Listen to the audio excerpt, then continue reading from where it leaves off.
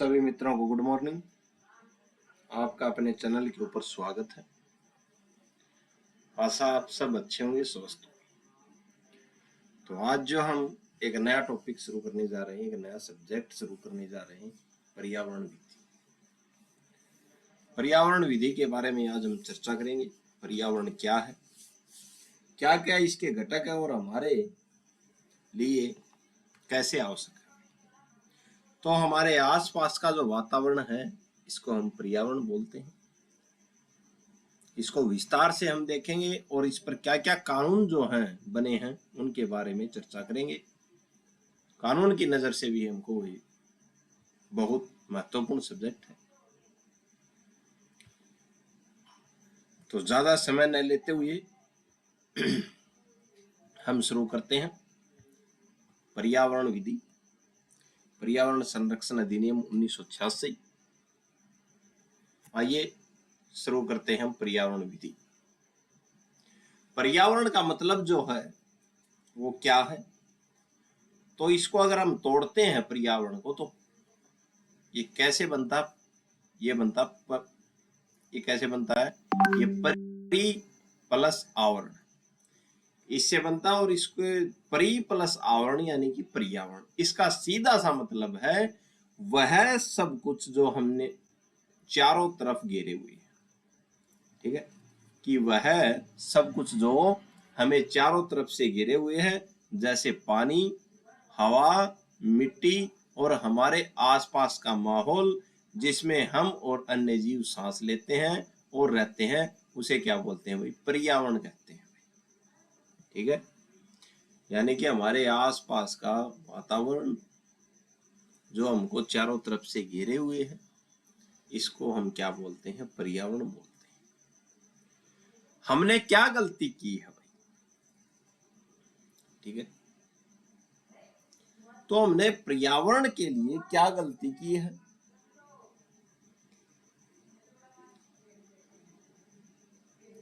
एक कड़वा शब्द है मात्रहंता। इसका मतलब है कि इंसान ने अपनी तरक्की, फैक्ट्रियों और पैसों के लालच में प्रकृति यानी कि धरती माँ को इतना नुकसान पहुंचाया है जैसे उसने अपनी माँ को ही मार डाला हो। इसको बोलते हैं मात्रहंता। हमने तकनीकी विकास तो किया लेकिन दूर की नहीं सोची, जिसका नतीजा आज हमारे सामने खतरे के रूप में खड़ा है। ठीक, यानी कि हमने तरक्की देखी, पैसों के चक्कर के अंदर बहुत तरक्की के लिए फैक्ट्रियां विकसित की, पैसों के लालच में हमने धरती माँ को इतना नुकसान पहुंचाया जैसे हमने अपनी खुद की माँ को क्या किया, मार डाला। इसको बोलते हैं मात्रहंता। तो अगर प्रकृति के साथ हम खिलवाड़ करते हैं, हमारे आसपास के साथ, जो पर्यावरण के साथ हम खिलवाड़ करते हैं, तो खतरे में एक दिन हम ही आएंगे। तो हमने ये क्या की है, गलती कर रहे हैं। अब जज साहब हैं, इन्होंने क्या कहा है पर्यावरण के बारे में। जज साहब अरिजीत नाम था उनका, अरिजीत। तो जज साहब अरिजीत ने क्या कहा, बहुत पते की बात कही इसमें। इंसान प्रकृति का एक हिस्सा है, मालिक नहीं। ठीक है, यानी कि इंसान जो है, जज साहब बोलते हैं कि इंसान जो, कई बार ये प्रश्न आ जाता है कि जज साहब अरिजीत जो थे, इन्होंने पर्यावरण के बारे में क्या कहा। तो जज साहब अरिजीत ने पर्यावरण के बारे में कहा कि इंसान क्या है, प्रकृति का एक हिस्सा है, मालिक नहीं है भाई। ठीक है भाई, ये बात कही इन्होंने। प्रकृति को हमारी जरूरत है, हमें प्रकृति की जरूरत नहीं। ठीक है, प्रकृति को हमारी जरूरत नहीं है। ठीक है, हमें प्रकृति की जरूरत है भाई। सॉरी, ये थोड़ा गलत बोल गए थे। तो प्रकृति की जरूरत किसको है, प्रकृति की जरूरत तो हमें है, प्रकृति को हमारी जरूरत नहीं है। ये बात कही जज साहब ने। आगे क्या बोले, अगर हम प्रकृति को बचाते हैं तो असल में हम खुद को, इंसानियत को बचा रहे हैं। ठीक है। यानी कि अगर हम प्रकृति की तरफ ध्यान देते हैं, प्रकृति को बचाते हैं, तो हम ये मत मानो कि प्रकृति को बचा रहे हैं, हम खुद इंसान को बचा रहे हैं, इंसानियत को बचा रहे हैं, हम खुद को बचा रहे हैं। कुछ जो पर्यावरणविद तो यहां तक मानते हैं कि इंसान धरती पर सबसे बड़ा प्रदूषण फैलाने वाला जीव बन गया है।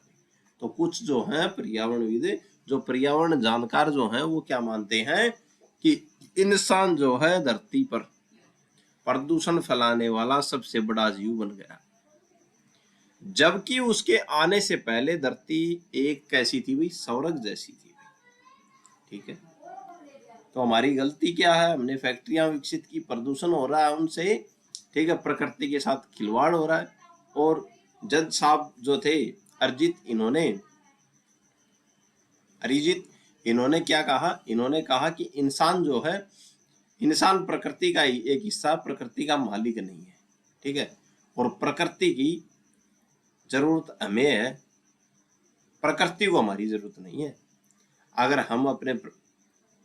हम प्रकृति को बचाते हैं तो असल में हम खुद को बचा रहे हैं, प्रकृति को नहीं बचा रहे। ठीक है, ये बात जज साहब ने कही थी। और कुछ जो पर्यावरणविद है उनका मानना है, क्या मानना है कि इंसान धरती पर प्रदूषण फैलाने वाला सबसे बड़ा जीव है। ठीक है, आगे बात करते हैं। 3 सबसे बड़ी मुसीबत है भाई, पर्यावरण को जो नुकसान पहुंचा रही है, प्रकृति को नुकसान पहुंचा रही है। दुनिया आज 3 आपस में जुड़ी समस्याओं से जूझ रही है। कौन कौन सी समस्या? पहली समस्या वही प्रदूषण, यानी कि गंदी हवा और पानी। दूसरी जो समस्या हो जनसंख्या विस्फोट, बहुत तेजी से बढ़ती आबादी। और तीसरी जो हो गरीबी, संसाधनों की कमी। ये तीनों चीजें एक दूसरे को बढ़ावा देती हैं और पर्यावरण को बर्बाद करती हैं। ठीक है, तो 3 आपस में जुड़ी हुई समस्याएं हैं, प्रदूषण, ठीक है, और जनसंख्या और गरीबी। ठीक है, जो तीनों अपने आप में एक दूसरे से जुड़ी हुई है और पर्यावरण को क्या कर रही है, बर्बाद कर रही है। ये आगे बात करते हैं भैया, दुनिया क्या कर रही है। अब पर्यावरण को साफ रखने के लिए, प्रकृति को बचाने के लिए दुनिया क्या कर रही है, इसके बारे में चर्चा करते हैं हम। कई बार यह प्रश्न आ जाता है कि पर्यावरण को बचाने के लिए कौन कौन से सम्मेलन हुए, कहां पे प्रकृति को बचाने की कोशिश हो रही है, तो उसके बारे में बात करते हैं। जब दुनिया को समझ आया कि पानी सिर से ऊपर जा रहा है, तो कई बड़े सम्मेलन हुए, जैसे स्टॉकहोम 1972 और रियो सम्मेलन 1992, जहां दुनिया भर के देशों ने मिलकर कस्में खाई कि हम धरती को बचाएंगे भाई। ओवर कॉमन फ्यूचर, एक रिपोर्ट आई जिसने साफ बताया कि अगर हम अभी नहीं सुधरे तो आगे कुछ नहीं बचेगा। ये रिपोर्ट आई थी भाई, ओवर कॉमन फ्यूचर। लेकिन स्टॉकहोम सम्मेलन 1972 और 1992 का जो रियो सम्मेलन हुआ था, इसमें पर्यावरण, पृथ्वी को बचाने की कसम खाई गई थी और बचाने की कोशिश की गई थी। खतरनाक नतीजे, अगर हम सिर्फ विकास के पीछे भागते रहे तो प्रकृति को भूल गए, तो हमें 2 भयंकर चीजों का सामना करना पड़ेगा जो शुरू हो चुके हैं। ठीक है, अब ये बोलते हैं कि अगर हम पर्यावरण को न बचाया, ठीक है, हम विकास के पीछे भागते रहे, तो हमें 2 चीजों का सामना करना पड़ेगा जो अब शुरू हो गए। कौन सी? ग्लोबल वार्मिंग, यानी कि विश्व गर्माहट। ठीक है, इसको बोलते हैं ग्लोबल वार्मिंग, यानी कि विश्व गर्माहट।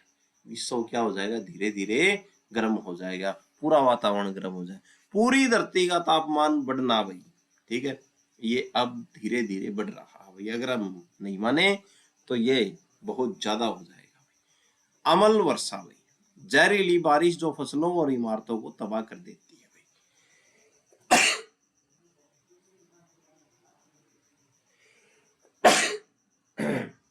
सॉरी, तो ये जो 2 चीजें जो हैं ये हो रही हैं भाई। ठीक है, और अगर प्रकृति को नहीं बचाएगा, विकास के पीछे भागते रहे, तो ये दोनों चीजें होते रहेंगी और पृथ्वी क्या है, एक आग का गोला बन जाएगी। ठीक है। निचोड़ देखते हैं, विकास ऐसा हो जो विनाश न करे भाई। हमें आज की जरूरतें भी पूरी करनी है, लेकिन आने वाली पीढ़ी के लिए हवा और पानी को जहर नहीं बनाना है भाई। कानून और कुदरत दोनों यही कहते हैं कि तालमेल बैठाकर चलो भाई। ठीक है। आगे बात करते हैं हम पर्यावरण में। बढ़ती आबादी और नई मुसीबत। हमने देखा था कि बढ़ती आबादी, ये 3 खतरनाक पॉइंट थे उसमें। कौन कौन सा? प्रदूषण, जनसंख्या विस्फोट और गरीबी। तो हमने प्रदूषण के बारे में ये बात देख ली भाई। प्रदूषण में ग्लोबल वार्मिंग हो रही है और अम्लीय वर्षा। अब बात कर रहे हैं बढ़ती आबादी और नई मुसीबतें। ये क्या है भाई?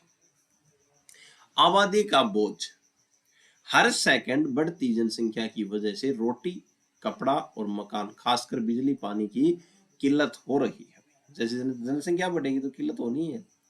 आधुनिक कचरा भाई, विज्ञान ने तरक्की तो की है, लेकिन अपने साथ परमाणु कचरा और खतरनाक केमिकल जैसी समस्या ले आया है, जिसे ठिकाने लगाना बहुत मुश्किल है। ठीक है। तो आधुनिक कचरा जो है, ये वर्तमान में जो परमाणु कचरा जो है और खतरनाक केमिकल, तो इनको ये ठिकाने लगाना बहुत मुश्किल है भाई इसको। ठीक है। प्रदूषण की कोई सीमा नहीं है। प्रदूषण किसी एक देश की सीमा नहीं मानता। ठीक है। एक देश की गंदगी दूसरे देश तक पहुंच रही है, जो पूरी दुनिया के लिए खतरनाक है भाई। ठीक है। दुनिया और भारत के कदम क्या है भाई अब पर्यावरण को साफ रखने के लिए? क्योंकि यह पूरी दुनिया की समस्या, कौन? पर्यावरण प्रदूषण। इसलिए अंतर्राष्ट्रीय स्तर पर कई समझौते हुए, भारत ने भी इसमें बढ़ चढ़कर हिस्सा लिया और कड़े कानून बनाए। हर तरह के प्रदूषण पर लगाम। भारत ने जल, वायु और ध्वनि प्रदूषण को रोकने के लिए कानून बनाए हैं। ठीक है। कचरा प्रबंधन, समुद्र तटों की सफाई, बैटरी का निपटारा और खतरनाक रसायनों पर रोक लगाने के लिए नियम बनाए गए हैं। ठीक है भाई। पॉलीथीन पर रोक, प्लास्टिक के बढ़ते इस्तेमाल को कम करने के लिए कदम उठाए गए हैं। ठीक है। तो भारत ने ये जो पर्यावरण जो समस्याएं जो हो रही है, पर्यावरण प्रदूषण हो रही है, इसको रोकने के लिए कदम उठाए गए। ठीक है। 2 खास कानून। ठीक है। तो कानून बनाए हैं तभी तो इनको हम देख रहे हैं, पर्यावरण लो। ठीक है। तो 2 खास कानून। जैव विविधता अधिनियम 2002, यह हमारे पेड़ पौधों और जीव जंतुओं की प्रजातियों को बचाने के लिए है भाई ये कानून, जैव विविधता अधिनियम 2002। ठीक है। जो फिर अगला ये कानून हो रहा वन निवासी अधिनियम 2005। यह कानून जंगल में रहने वाले लोगों यानी कि आदिवासियों के अधिकारों और जंगलों की सुरक्षा के बीच तालमेल बैठाता है भाई। ठीक है। वन निवासी अधिनियम 2005, जैव विविधता अधिनियम 2002। ठीक है। इसके अलावा राष्ट्रीय पर्यावरण नीति 2006, जनसंख्या नीति 2000 सरकार के 2 बड़े और सबसे अच्छे कदम माने गए हैं। ठीक है। आगे बात करते हैं भैया, टिकाऊ विकास का मतलब भाई। ठीक है। भारत का मुख्य लक्ष्य है टिकाऊ विकास हो भाई। ठीक है। इसका मतलब है ऐसी तरक्की करो जिससे आज का काम भी चल जाए और आने वाली पीढ़ी के लिए कुदरत भी बची रहे भाई। ठीक है। पर्यावरण का ढांचा, अंत में पर्यावरण 2 हिस्सों में बांटा गया भाई। कौन कौन से 2 हिस्से हैं पर्यावरण को? भौतिक पर्यावरण और जीव पर्यावरण। भौतिक पर्यावरण जो निर्जीव है भाई, जैसे जमीन, हवा और पानी। ठीक है। और जैव पर्यावरण जो सजीव है, जैसे पेड़ पौधे, जानवर और हम इंसान। तो पर्यावरण जो ढांचा है इसको 2 हिस्सों में बांटा गया, भौतिक जो निर्जीव है और जैविक जो सजीव है। ठीक है। सबसे जरूरी बात, ये दोनों एक दूसरे से जुड़े हैं भाई। ठीक है। अब जो हवा जो है वो क्या है? निर्जीव है, लेकिन इंसान उसके बिना जीवित नहीं है, तो एक दूसरे से क्या है? जुड़े हुए हैं। अगर हवा पानी भौतिक गंदा होगा तो उसका सीधा असर जानलेवा बीमारियों या मौत के रूप में जैव पर पड़ेगा। ठीक है। निचोड़ देखते हैं। सार यह है कि आबादी और तकनीकी ने जो चुनौतियां दी हैं, उनसे लड़ने के लिए भारत सरकार ने कड़े नियम बनाए हैं ताकि हम अपनी जड़ों, जल, जंगल, जमीन को बचा सके भाई। ठीक है। अब बात है हमारे पास बुनियादी जरूरतों और हमारे लालच के बीच की लड़ाई को बहुत खूबसूरती से देखते हैं। ठीक है, कि बुनियादी जरूरत हमारी क्या और हमारा लालच क्या है। जीवन की बुनियादी मांग क्या है। ठीक है, पर्यावरण से जीवन जो है क्या क्या मांगता है।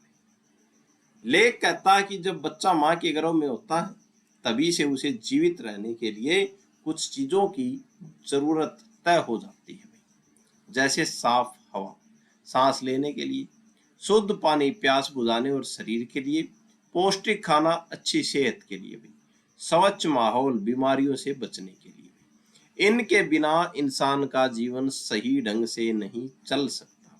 ठीक है, तो शुद्ध पानी चाहिए, पौष्टिक खाना चाहिए, साफ हवा चाहिए।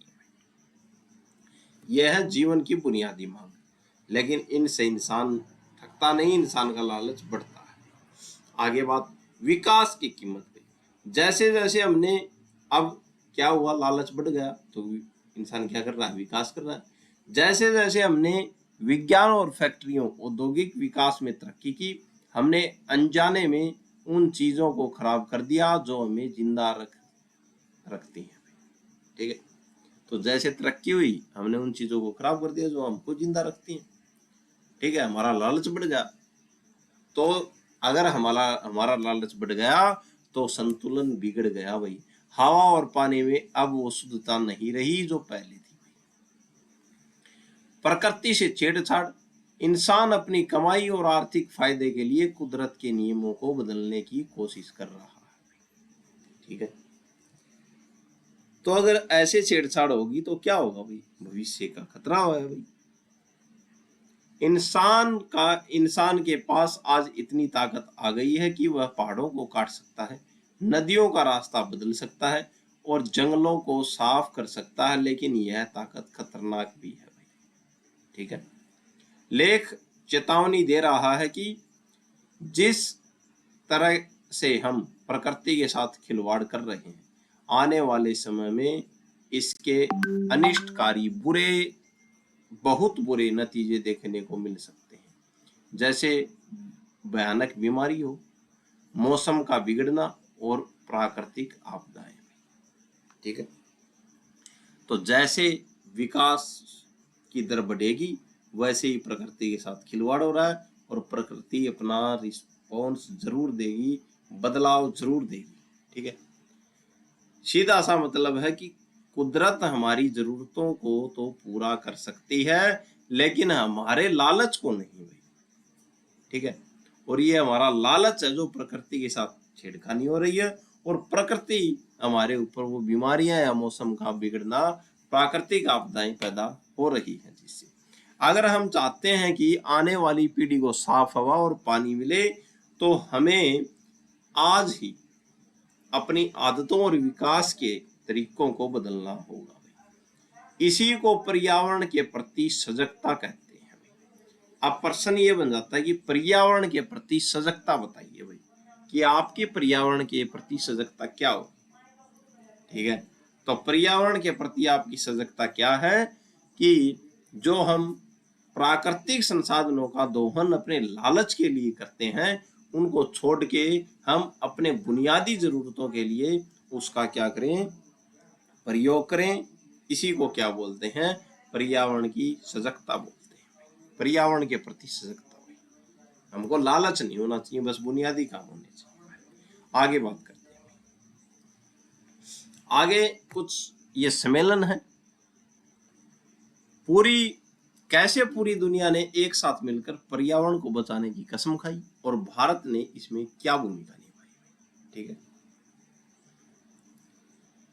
तो स्टॉकहोम सम्मेलन, अब पूछ लेगा कई बार पेपर में स्टॉकहोम सम्मेलन के बारे में बताओ। स्टॉकहोम सम्मेलन 1972 पहली बड़ी शुरुआत थी भाई। दुनिया को जब समझ आया कि पर्यावरण खतरे में है तो 1972 में स्वीडन के स्टॉकहोम में एक बहुत बड़ी मीटिंग हुई भाई। ठीक है, इसे पर्यावरण का मेग्ना कार्टा सबसे बड़ा दस्तावेज माना जाता है। ठीक है, तो पर्यावरण का मैग्ना कार्टा स्टॉकहोम सम्मेलन 1972 भाई। इसमें दो मुख्य बातें थी भाई। क्या बातें थी भाई? इसमें 7 सच्चाइयां बताई गई पर्यावरण की हालत के बारे में। 26 नियम बनाए गए भाई। ठीक है, तो 7 सच्चाइयां बताई और 26 नियम बनाए पर्यावरण के बारे में भाई। ठीक है, इसलिए इसको पर्यावरण का मैग्ना कार्टा बोलते हैं भाई। इस मीटिंग के मुख्य नियम क्या थे? तो क्या नियम थे भाई? जब ये मीटिंग हुई तो इसके मुख्य नियम क्या थे? जीने का अधिकार, हर इंसान को साफ और स्वस्थ माहौल में रहने का हक, लेकिन साथ ही यह हमारी जिम्मेदारी भी है कि हम अपनी आने वाली पीढ़ी के लिए धरती को सुरक्षित रखें। तो पहला बात कही इस नियम के मुख्य नियम, इस मीटिंग के मुख्य नियम क्या थे? कि जीने का अधिकार, हर इंसान को साफ और स्वस्थ माहौल में रहने का हक है भाई। ठीक है, अधिकार है भाई, लेकिन साथ ही यह हमारी जिम्मेदारी भी है कि हम अपनी आने वाली पीढ़ी के लिए धरती को सुरक्षित रखें।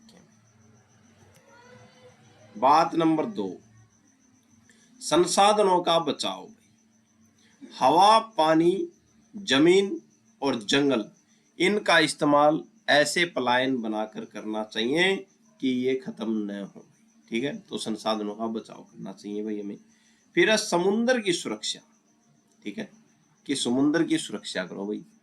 देशों को समुद्र में कचरा फेंकने से रोकना होगा ताकि समुद्री जीव सुरक्षित रहें भाई।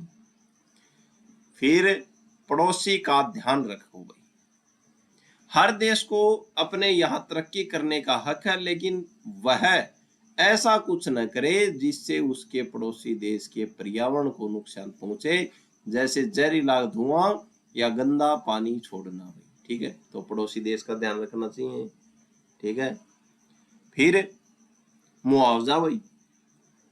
अगर किसी देश की गलती से पर्यावरण को नुकसान होता है तो उसे अर्जाना देने के नियम बनाने में सहयोग करना होगा। ठीक है,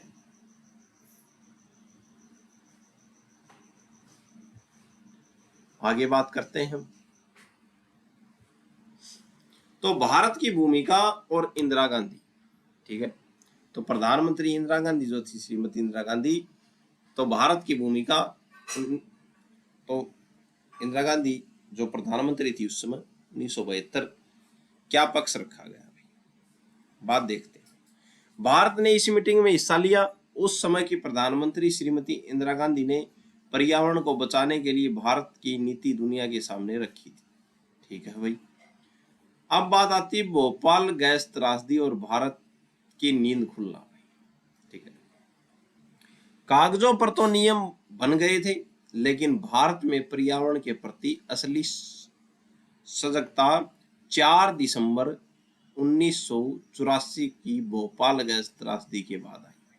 ठीक है, तो 4 दिसंबर 1984 को भोपाल में गैस त्रासदी हुई थी। उसके बाद पर्यावरण, ये नियम तो बन गए थे कागजों पर, लेकिन जब 1984 में भोपाल गैस त्रासदी हुई तब ये जो सजगता जो थी सामने आई, असली सजगता। इस भयानक हादसे ने सबको हिला दिया। लोगों को समझ आया कि हम कुदरत के ऊपर नहीं, उसके अधीन हैं। प्रकृति से लड़कर हम कभी सुखी नहीं रह सकते।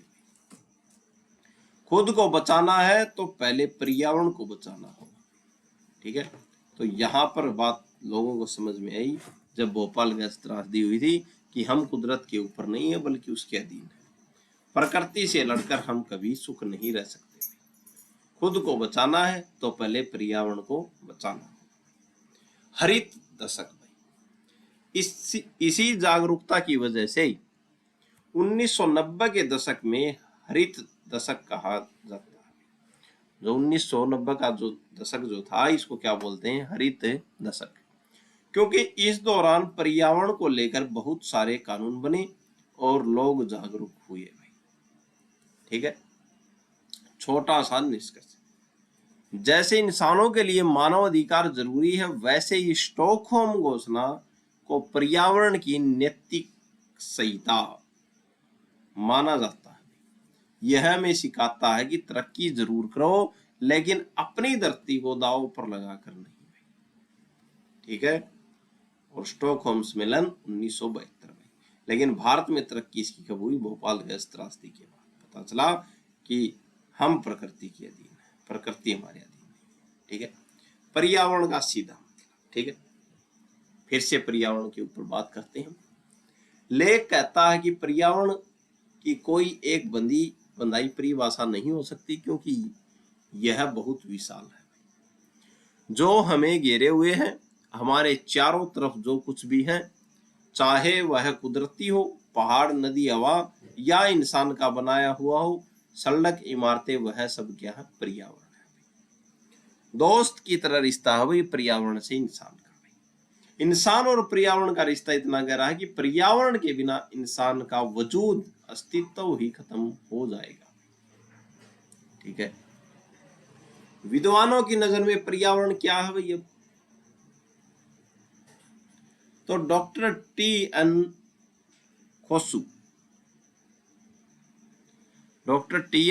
जो थे, उनके अनुसार उन सभी बाहरी स्थितियों का जोड़ जो हमारे जीवन और विकास को प्रभावित करता है, पर्यावरण है।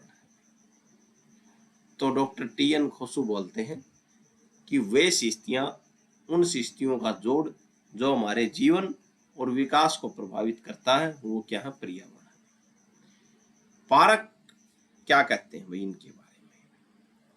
पारक महोदय कहते हैं कि इन्होंने कहा कि किसी खास समय और जगह पर जो स्थितियां इंसान को घेर लेती हैं, वही क्या है? उसका पर्यावरण है। पारक महोदय बोलते हैं कि किसी खास स्थिति में, खास समय जो इंसान को घेर लेती हैं, इंसान को घेरे रहती हैं, वो क्या है? पर्यावरण है। टांसले महोदय क्या बोलते हैं भैया? टांसले महोदय ने कहा सभी असर डालने वाली स्थितियों का योग माना है जिनमें कोई जीव रहता है। तो टांसले महोदय इन्होंने इसे उन सभी असर डालने वाली स्थितियों का योग माना है जिनमें कोई जीव रहता है। ठीक है। तो ये तीन विद्वानों के जो कथन थे वो देखिए हमने। आगे बात करते हैं पर्यावरण का विस्तार। शुरुआत में पर्यावरण का मतलब सिर्फ जमीन, पानी और हवा, भौतिक तत्व था। लेकिन जैसे जैसे इंसान ने तरक्की की, पर्यावरण का दायरा बढ़ गया। अब इसमें शामिल है क्या क्या शामिल है? अब इसमें है भौतिक पर्यावरण, मिट्टी, पानी, हवा। जैविक पर्यावरण, पेड़ पौधे, जानवर और सूक्ष्म जीव। और तीसरा है सामाजिक और सांस्कृतिक पर्यावरण, इंसान के बनाए गए समाज, नियम और उसकी आर्थिक गतिविधियां। ठीक है। अब बात आती है कानून की। कानून क्या कहता है भाई पर्यावरण के बारे में? तो यहां से हमारा जो है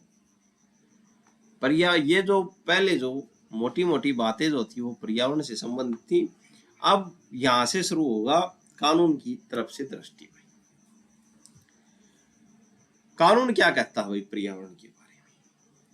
भारत के पर्यावरण संरक्षण अधिनियम 1986 की धारा 2 का खंड क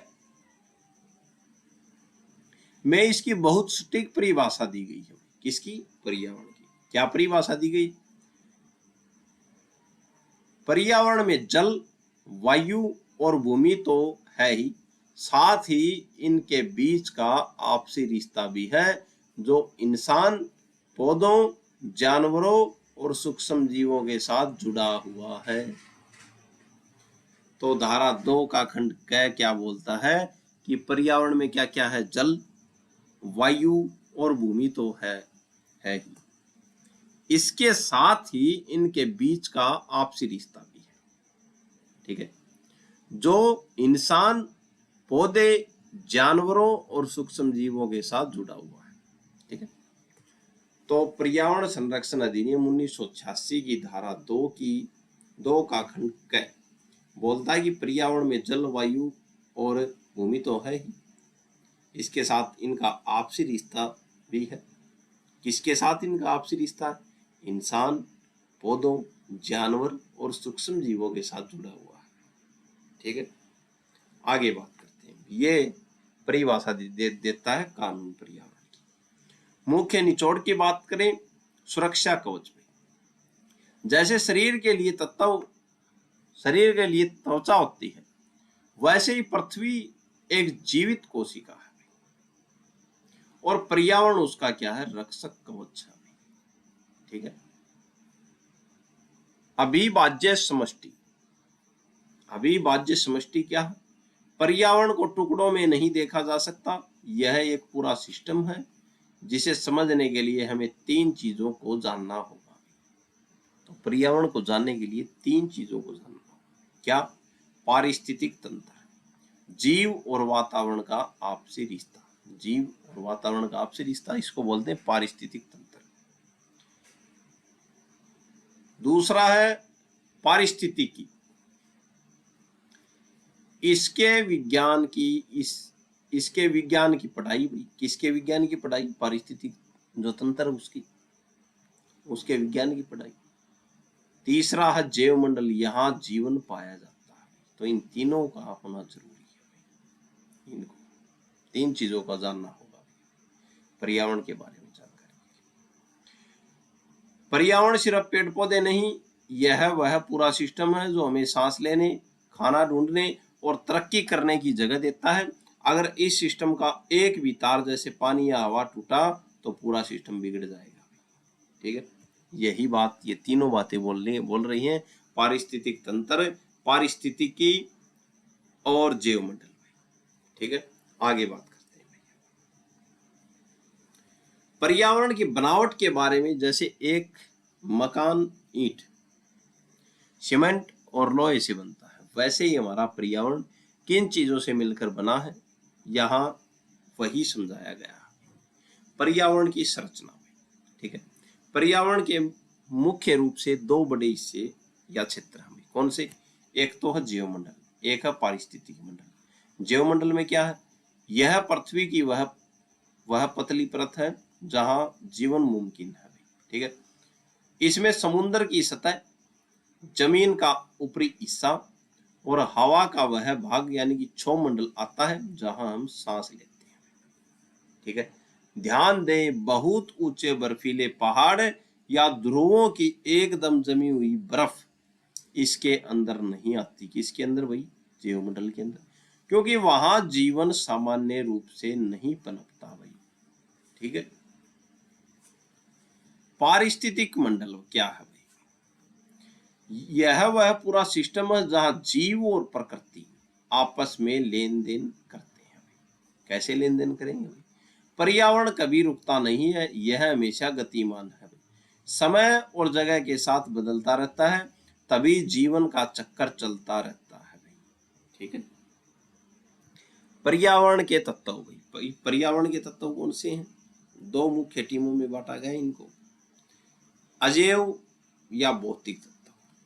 ठीक है, ये वे निर्जीव चीजें हैं जिनके बिना जीवन संभव नहीं है। इन्हें भी आगे कई हिस्सों में बांटा गया है। जलवायवीय तत्व जो मौसम तय करते हैं, सूरज की रोशनी जिसके बिना जीवन संभव नहीं है, गर्मी यानी कि तापमान हवा के बिना नहीं है, बारिश और हवा में नमी यानी कि आर्द्रता। तो यह है जलवायवीय तत्व। दूसरा है सथल जात तत्व। सथल जात क्या? जमीन की बनावट, ऊंचे पहाड़, ढलान, मैदान और उनकी दशा। ठीक है, यह पर्यावरण के तत्व हैं। अजैव या भौतिक तत्वों की बात हो रही है हमारे पास। अब पॉइंट 3 है कौन सा? जल स्रोत, पानी के भंडार, जैसे महासागर, नदियां, झीलें और जमीन के नीचे का पानी। तीसरा है मृदा, मिट्टी की बनावट, मिट्टी में मौजूद हवा और पानी।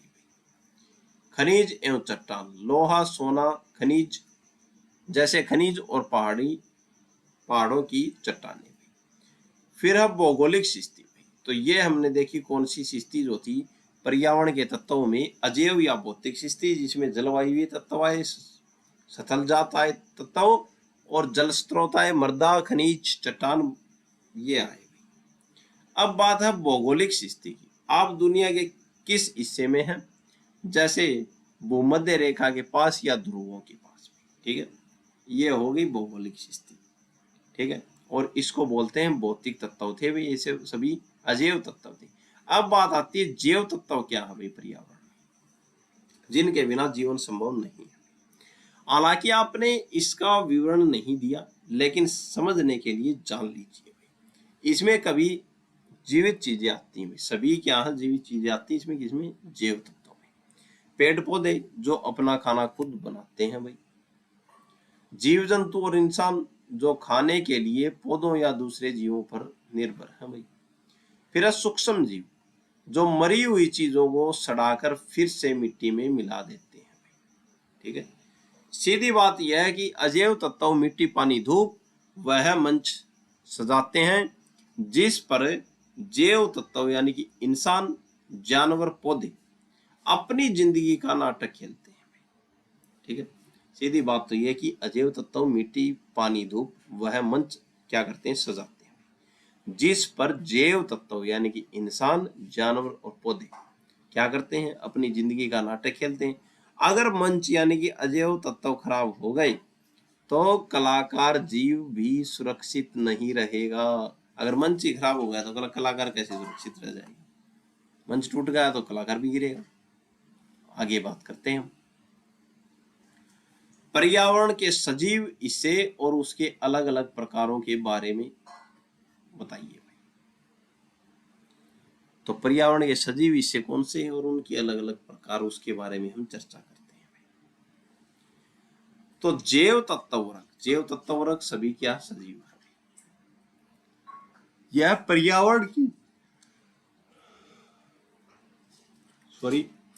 पर्यावरण की लिविंग टीम है। इसमें वह सब आता है जिसमें जान होती है। ठीक है, जैसे वनस्पति आ गए, घास से लेकर बड़े पेड़ तक, जीव जंतु छोटे मकोड़े, कीड़े मकोड़ों से लेकर हाथी शेर तक भाई, मानव हम सब भाई, सूक्ष्म जीव वो बैक्टीरिया या वायरस जिन्हें हम आंखों से नहीं देख सकते लेकिन वो पर्यावरण के लिए बहुत जरूरी है। ठीक है, पर्यावरण के प्रकार, ठीक है, कौन से, जैव के आधार पर्यावरण के प्रकार की बात करते हैं भैया। पर्यावरण को उसकी प्रकृति के आधार पर हम 3 मुख्य भागों में बांटा गया है। कौन कौन से हैं, एक है भौगोलिक पर्यावरण, इसमें वो निर्जीव चीजें आती हैं जो कुदरती है भाई, जिन्हें अजैविक भी कहा जाता है। ठीक है, तो पर्यावरण के प्रकार में ये जो जैविक तत्व वर्ग जो था ये हमने देखा। ठीक है, जिसमें क्या है, सभी सजीव हैं। और पर्यावरण के प्रकार में हमने देखा भौतिक पर्यावरण, जिसमें क्या है, वे कुदरती चीज आती हैं जो अजैविक है, अजैविक भी कहलाती है। जैसे ब्रह्मांडीय, जैसे सूरज की रोशनी, चांद की वजह से समुद्र में आने वाला ज्वार भाटा अजैविक ही है भाई। ठीक है, अजैव भी है। भौगोलिक यानी कि पहाड़, नदियां, घाटियां और जमीन की बनावट, मिट्टी और खनिज, सोना, लोहा जैसी धातु और जमीन के रासायनिक गुण। प्राकृतिक शक्तियां भाई, हवाएं, जल प्रताप और पृथ्वी की गुरुत्वाकर्षण शक्ति भी, ये सभी क्या भौतिक पर्यावरण है और अजैव है। ठीक है, आगे बात करते हैं जो निर्जीव चीजें हैं, आगे बात करते हैं। आगे है जैविक पर्यावरण भाई, यह पूरी तरह से जीवन और जीवन को प्रभावित करने वाली प्रक्रियाओं से जुड़ा है। छोटे जीव जैसे बैक्टीरिया और कीटाणु, पेड़ पौधे और पशु, पालतू जानवर, घूमने वाले जंगली पशु और यहाँ तक कि वो कीड़े भी जो फसलों को नुकसान पहुंचाते हैं। जीवन की प्रक्रियाएं, जीवों का जन्म लेना, प्रक्रियाएं मतलब यानी कि जीवों का जन्म लेना, प्रजनन करना, उनका विकास, शरीर में खून का दौड़ना और गंदगी बाहर निकालना। ठीक है, ये जीवन की क्या है, प्रक्रिया है। सांस्कृतिक पर्यावरण की बात करते हैं भैया। हमने भौतिक पर्यावरण देख लिया, जैविक और सांस्कृतिक। यह वह पर्यावरण है जिसे इंसान ने खुद बनाया है। यह कुदरती नहीं है बल्कि इंसानी दिमाग और मेहनत की देन है। कई बार पूछ ले सांस्कृतिक पर्यावरण के बारे में बताओ। ठीक है, बस्तियां, हमारे गांव, शहर और घर, इसको सांस्कृतिक पर्यावरण को इंसान ने खुद ने बनाया, प्राकृतिक ने नहीं बनाया। तो ये कुदरती नहीं है, इंसान की देन है। जैसे बस्तियां भी, हमारे गांव, शहर और घर। आर्थिक गतिविधियां जैसे खेती, व्यापार और नौकरियां। फिर है समाज और धर्म, हमारे रीति रिवाज, पूजा पाठ के तरीके और रहने का ढंग, ये भी क्या है, सांस्कृतिक पर्यावरण है। फिर है राजनीति, सरकार, कानून और शासन करने का तरीका, ये भी क्या है, सांस्कृतिक पर्यावरण है। भौतिक पर्यावरण वह मंच है जो कुदरत ने दिया है। जैविक पर्यावरण वह जीव है जो इस मंच पर चल रहा है। सांस्कृतिक पर्यावरण वह रंग ढंग है जो इंसान ने अपनी सुविधा और समाज के लिए उस मंच पर विकसित किया। सीधी बात है, अगर हमें सुखी रहना है तो हमें इन तीनों तरह के पर्यावरण में तालमेल बैठाकर चलना होगा। ठीक है, आगे बात करते हैं। पारिस्थितिक तंत्र को समझने के लिए आप क्या करेंगे, पारिस्थितिकी जो तंत्र जो है उसको समझाइए। तो यह एक मकड़ी के जाल का उदाहरण ले सकते हैं पारिस्थितिक तंत्र को समझाने के लिए। जैसे जाल का एक धागा हिलाने पर पूरा जाल हिलता है, वैसे ही इकोसिस्टम काम करता है। अगर एक कड़ी हिला दी तो पूरा इकोसिस्टम हिल जाएगा। ठीक है, यह क्या है भाई, पारिस्थितिक तंत्र एक ऐसी यूनिट या इकाई है जहां सजीव, पेड़, जानवर, इंसान, बैक्टीरिया और निर्जीव, मिट्टी, पानी, धूप, हवा एक दूसरे के साथ मिलकर रहते हैं और एक दूसरे पर असर डालते हैं। ठीक है भाई, तो ये क्या है, पारिस्थितिकी तंत्र है भाई। यानी कि पारिस्थितिक तंत्र एक यूनिट या एक इकाई है जहां पे सजीव और निर्जीव दोनों मिलकर रहते हैं और एक दूसरे पर क्या डालते हैं, असर डालते हैं। ठीक है, इसे आप एक बड़े परिवार की तरह समझ सकते हैं जहां हर सदस्य का अपना काम होता है। ठीक है, इसके दो मुख्य हिस्से हैं भाई। बायोम, किसी इलाके के सभी पेड़ पौधे और जानवरों का समूह क्या है भाई, बायोम। दूसरा क्या है, निवास्य क्षेत्र, वह भौतिक जगह, जमीन, पानी या हवा जहां ये क्या करते हैं भाई, निवास, जीव रहते हैं भाई। ठीक है, तो इसके दो मुख्य हिस्से हैं पारिस्थितिक तंत्र के, एक तो बायोम, एक है निवासी क्षेत्र। तो बायोम वो है किसी इलाके के सभी पेड़ पौधे और जानवरों का समूह, और निवास क्षेत्र क्या है, वह भौतिक जगह, जमीन, पानी या हवा जहां वे निवास, जीव रहते हैं। ठीक है, जब ये दोनों जीव और उनकी जगह आपस में तालमेल बैठाते हैं तब एक संतुलित तंत्र बनता है और इसे क्या बोलते हैं, पारिस्थितिक तंत्र। ठीक है, यह कैसे काम करता है भैया, सबसे जुड़े हैं। अगर इस सिस्टम के एक छोटे से हिस्से में भी बदलाव आए तो पूरा सिस्टम उसे महसूस करता है। ठीक है, जैसे अगर जंगल से सारे मेंढक गायब हो जाएं तो कीड़े मकोड़े बढ़ जाएंगे और फसलें बर्बाद होने लगेंगी। क्या करता है, ये काम कैसे करता है पारिस्थितिक तंत्र, सब जुड़े हुए हैं भाई। अगर इस सिस्टम के एक छोटे से हिस्से में भी बदलाव आए तो पूरा सिस्टम उसे महसूस करता है। अब कैसे करेगा, जैसे अगर जंगल से सारे मेंढक गायब हो जाए, अब जंगल है वहां से सारे मेंढक गायब हो गए तो कीड़े मकोड़े कहाँ पे जाएंगे, बढ़ जाएंगे। कीड़े मकोड़े बढ़ जाएंगे तो फसल को बर्बाद करेंगे। फसल बर्बाद होगी तो किसकी होगी, इंसान की होगी। इंसान की क्या होगी, बर्बादी हो गई इसमें। तो पूरा पारिस्थितिक तंत्र क्या हो गया, ये खतरे में पड़ेगा। ठीक है, आगे बात करते हैं। बदलाव और स्थिरता, यह सिस्टम कभी रुकता नहीं है, हमेशा बदलता रहता है, लेकिन कुदरत की कोशिश होती है कि वह अपना संतुलन बनाए रखे। ठीक है, जितनी विभिन्नता उतनी मजबूती। जिस सिस्टम में जितनी ज्यादा अलग अलग तरह के पेड़ और जानवर होंगे वह उतना ही क्या होगा, मजबूत होगा। उदाहरण देखते हैं, उष्ण कटिबंधीय वन, घने जंगल बहुत मजबूत होते हैं क्योंकि वहां हजारों प्रजातियां हैं।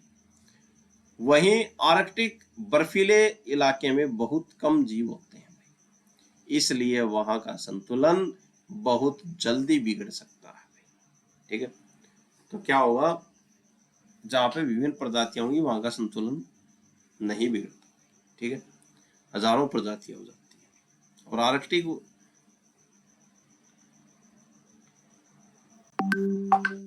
जो है बर्फीला क्षेत्र जो है वहां पे बहुत कम जीव है, इसलिए वहां संतुलन बहुत जल्दी बिगड़ सकता है। खास बात, संयुक्त राज्य पर्यावरण परिषद के अनुसार, संयुक्त राज्य पर्यावरण परिषद के अनुसार इंसान, पशु, पेड़, वन और झीलें ये सब अलग अलग नहीं हैं, ये सब एक दूसरे पर निर्भर हैं। ठीक है, और इसी निर्भरता से पारिस्थितिकी तंत्र बनता है। ठीक है, पारिस्थितिकी तंत्र वह जीवन चक्र है जिसमें कोई भी अकेला नहीं रह सकता। ठीक है, हम सबको जिंदा रहने के लिए मिट्टी, पानी और दूसरे जीवों की जरूरत पड़ती ही है। ठीक है, आगे बात करते हैं। पारिस्थितिक तंत्र की संरचना, तो संरचना क्या होती है इसकी और उसकी विशेषताओं के बारे में बताया गया है। हम आपको इसे आसान भाषा में समझाते हैं। देखते हैं, पारिस्थितिक तंत्र के दो मुख्य भाग हमें, जैविक पर्यावरण और भौतिक पर्यावरण। ठीक है, पारिस्थितिक तंत्र दो चीजों से मिलकर बनता है। जैविक पर्यावरण, इसमें सभी जीवित जीव आते हैं, और भौतिक पर्यावरण, इसमें निर्जीव चीजें जैसे हवा, पानी और मिट्टी आती है। ठीक है, जीव कितने प्रकार के होते हैं? तो पारिस्थितिक तंत्र की संरचना बता रहे हैं कि पहले पर्यावरण, पारिस्थितिक तंत्र को दो भागों में बांटा, जैव पर्यावरण और भौतिक पर्यावरण। अब क्या, जीव कितने प्रकार के होते हैं बीच में? जो क्या होते हैं, जीवित जीव होते हैं, वो किस में आ गए? जैव पर्यावरण में। तो जैव पर्यावरण में जीवित जीव कितने होते हैं? भोजन प्राप्त करने के आधार पर जीवों को दो भागों में बांटा गया। कौन से? स्वपोषी जीव और परपोषी जीव। ठीक है, स्वपोषी कौन से हो गए? इन्हें उत्पादक भी कहते हैं, जैसे हरे पौधे, ये अपना भोजन सूरज की रोशनी और ऊर्जा से खुद बनाते हैं। तो स्वपोषी वो खुद भोजन बना लेंगे। ठीक है, जैव पर्यावरण के है भैया। फिर दूसरा आ गया परपोषी जीव, ये अपने भोजन के लिए पौधों पर निर्भर रहते हैं। इन्हें उपभोक्ता कहा जाता है, और ये दो तरह के होते हैं। ठीक है, अब उपभोक्ता दो तरह के बता दिए। ठीक है, जो पौधों पर निर्भर रहते हैं अपने भोजन के लिए, इन्हें क्या बोलते हैं? उपभोक्ता कहा जाता है। और ये दो तरह के होते हैं, वृहद उपभोक्ता। वृहद उपभोक्ता कौन है? जो पौधों या दूसरे जानवरों को खाते हैं, जैसे शाकाहारी या मांसाहारी, ये हो गए वृहद उपभोक्ता। अब है लघु उपभोक्ता। ठीक है, इन्हें अपघटक भी कहते हैं भाई। ये मरे हुए पौधों और जीवों को सड़ाकर अपना जीवन चलाते हैं भाई। तो ये हो गए लघु उपभोग। ठीक है, तो पर्यावरण को दो भागों में बांटा, ये संरचना के आधार पे, जैव पर्यावरण और भौतिक पर्यावरण। अब जैव पर्यावरण में स्वपोषी जीव और परपोषी जीव बताए। और परपोषी जो जीव जो है, जो पौधों से अपने भोजन के लिए निर्भर होते हैं, इनको फिर से दो भागों में बांटा, वृहद उपभोक्ता और लघु उपभोक्ता। वृहद उपभोक्ता वो हैं जो पौधे या दूसरे जीवों को खाते हैं, शाकाहारी या मांसाहारी। और लघु उपभोक्ता वो हैं, इन्हें अपघटक भी कहते हैं, ये मरे हुए पौधे और जीवों को सड़ाकर अपना जीवन चलाते हैं। ठीक है, आगे बात करते हैं। आगे पारिस्थितिक तंत्र की विशेषताओं को बहुत विस्तार से विशेषता बतानी पारिस्थितिक तंत्र की। ठीक है, विशेषताएं क्या है भाई पारिस्थितिक तंत्र? भौगोलिक और क्षेत्रीय स्वरूप, निश्चित क्षेत्र है भाई। पारिस्थितिक तंत्र का एक निश्चित क्षेत्रीय आयाम होता है। यह आकार में एक छोटे से तालाब या खेत से लेकर पूरी पृथ्वी जितना विशाल हो सकता है। तो इसका विस्तार जो एक छोटे तालाब से लेके पूरी पृथ्वी तक के जितना हो सकता है पारिस्थितिक तंत्र। इकाई के रूप में भी यह एक निश्चित स्थान और समय वाली भौगोलिक इकाई है, जहां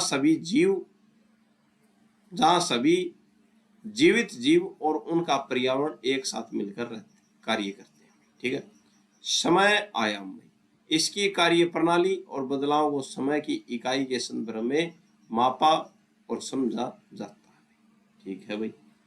संरचना और घटक भाई, मुख्य घटक, इसकी संरचना 3 प्रमुख सह घटकों से मिलकर बनी है।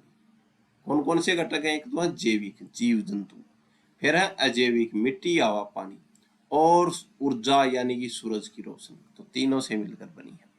फिर है पारस्परिक क्रिया, जैविक और अजैविक घटकों के बीच लगातार जटिल क्रियाएं होती रहती हैं, जिसमें ऊर्जा का प्रभाव सबसे महत्वपूर्ण भूमिका निभाता है।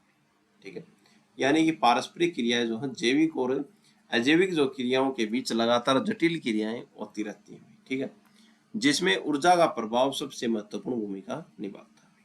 ठीक है। बात नंबर 3, ऊर्जा और गतिशीलता, खुली व्यवस्था भाई। ऊर्जा और गतिशीलता यानी कि खुली व्यवस्था, ओपन सिस्टम। यह एक खुली व्यवस्था है जिसका अर्थ है कि इसमें बाहर से ऊर्जा और पदार्थों का आना और बाहर जाना निरंतर चलता रहता है। ठीक है, बाहर से ऊर्जा आती रही, पदार्थों का आना और पदार्थों का बाहर जाना निरंतर चलता रहता है। सौर शक्ति भाई, ऊर्जा का प्राथमिक स्रोत सूर्य है। हरे पौधे प्राथमिक उत्पादक इस सौर ऊर्जा को ग्रहण कर इसे भोजन के रूप में बदलते हैं। ठीक है, यानी कि सौर शक्ति, ऊर्जा का प्राथमिक स्रोत क्या है? सूर्य है।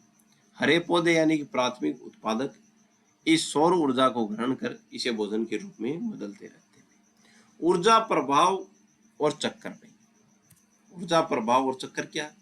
तंत्र को गतिशील बनाए रखने के लिए ऊर्जा का प्रभाव और जैव भू रासायनिक चक्कर अनिवार्य है।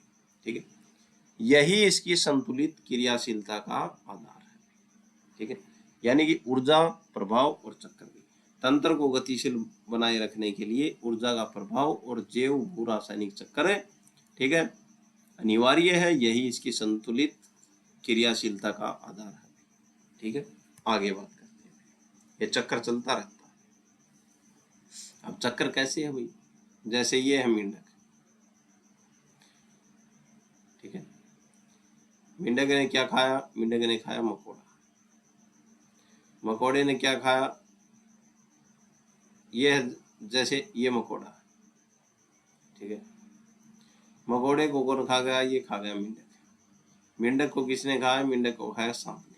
सांप को किसने खाया? सांप को खाया मोर ने। ठीक है, और मोर क्या हो गया? मोर गया मर, और मोर मरने के कारण ये जो कीट जो थे इन्होंने मोर का क्या कर दिया? अपघटन कर दिया। ठीक है, तो सिस्टम चलता रहता है। अगर एक कड़ी टूट गई, लगा लो, ये मेंढक खत्म हो गए। ठीक है, अब सांप बच गए। अब ये जानवर बहुत ज्यादा हो जाएंगे, कीड़े मकोड़े। ठीक है, तो पारिस्थितिक तंत्र बिगड़ जाएगा, ये सर्कल टूट जाएगा। ठीक है, पॉइंट नंबर 4 की बात करते हैं हम, स्वनियमन और विकास। स्वनियमित और स्वपोषित भाई, पारिस्थितिक तंत्र अपनी व्यवस्था खुद बनाए रखने और खुद को पोषित करने की अक्षमता रखता है। ठीक है, इसको बोलते हैं स्वपोषित। ठीक है, स्व उत्पादकता, इसकी अपनी उत्पादकता होती है। ठीक है, जो इस बात पर निर्भर करती है कि उसे कितना ऊर्जा धूप उपलब्ध हो रही है। ठीक है, आगे बात करते हैं कर्मिक विकास में। यह एक श्रृंखलाबद्ध विकास को दर्शाता है जो शुरुआती दौर से शुरू होकर पूर्ण विकास तक पहुंचता है। ठीक है, अनुकूलन और संतुलन, गतिशीलता, भौतिक पर्यावरण की तरह पारिस्थितिक तंत्र भी निरंतर गतिशील रहता है। ठीक है, फिर अगली बात क्या है? अगली है अनुकूलन। इसमें रहने वाले जीव पर्यावरण में होने वाले बदलावों के अनुसार खुद को ढाल लेते हैं, जिसे तंत्र का संतुलन बना रहता है। ठीक है, यानी कि अनुकूल क्या है और संतुलन क्या है? यानी गतिशील। गतिशील क्या? भौतिक पर्यावरण की तरह पारिस्थितिक तंत्र भी निरंतर गतिशील रहता है। ठीक है, अब अनुकूलन, इसमें रहने वाले जीव पर्यावरण में होने वाले बदलावों के अनुसार खुद को ढाल लेते हैं, जैसा माहौल वैसा, जैसा देश वैसा भेष, जिससे तंत्र का संतुलन बना रहता है। सरल शब्दों में पारिस्थितिक तंत्र प्रकृति की वह मशीन है जहां जीव, मिट्टी, पानी और सूरज की रोशनी मिलकर एक ऐसा चक्कर चलाते हैं जो जीवन को संभव बनाते हैं। ठीक है। तो आज जो है प्राकृतिक जो पर्यावरण विधि जो है हमने उसका थोड़ा सा मोटे मोटे तौर पर हमने चर्चा कर ली। इससे आगे की बात हम कल करेंगे और आज के लिए इतना ही। आशा आपको समझ में आएगा। चैनल को लाइक करें, शेयर करें, आगे अपने मित्रों तक पहुंचाएं। आज के लिए इतना ही। धन्यवाद।